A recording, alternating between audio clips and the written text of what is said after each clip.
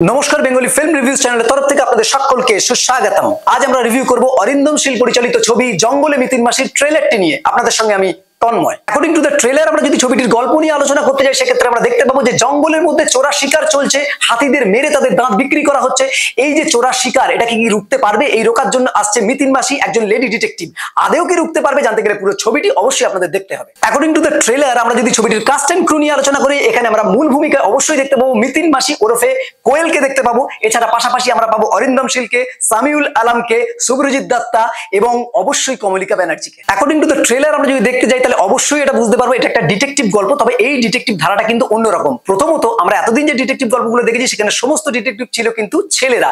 এখানে একজন মহিলা অর্থাৎ মিতিন মাসি কিন্তু ডিটেকটিভ, এবং সেই হিসাবে অরিন্দম শীল যেভাবে তাকে প্রজেক্ট করেছে এবং কোয়েল মল্লিক যেভাবে কাজ করছে, সেটা কিন্তু এক কথায় অসাধারণ। ওভারঅল ছবি জুড়ে যেভাবে মেকিং গুলো দেখছি এবং জঙ্গলের মধ্যে পুরো সিন গুলোকে যেভাবে নেওয়া হয়েছে, বিশেষ করে কোয়েল মল্লিককে কিন্তু একজন ডিটেকটিভ হিসাবে যেভাবে দেখানো হয়েছে, সেটা কিন্তু খুবই ভালো লাগছে।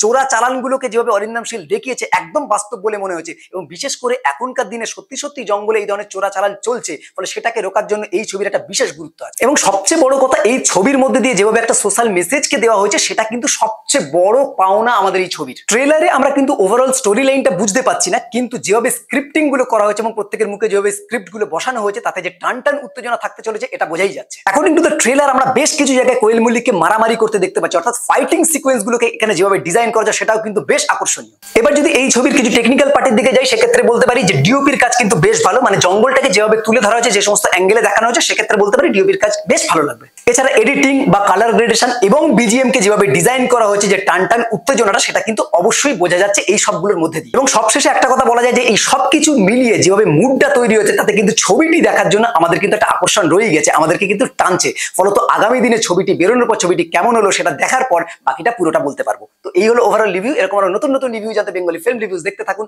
আপনাদের গুরুত্বপূর্ণ মতামত আমাদের কমেন্ট বক্সে অবশ্যই জানাবেন। বেঙ্গলি ফিল্ম রিভিউ সোশ্যাল মিডিয়াতে সব জায়গায় অ্যাভেলেবেল আছে, আপনারা সেখানে আমাদের ফলো করতে পারেন। বাংলা সিনেমাকে এগিয়ে রাখুন, বাংলা সিনেমার পাশে থাকুন। Thanks for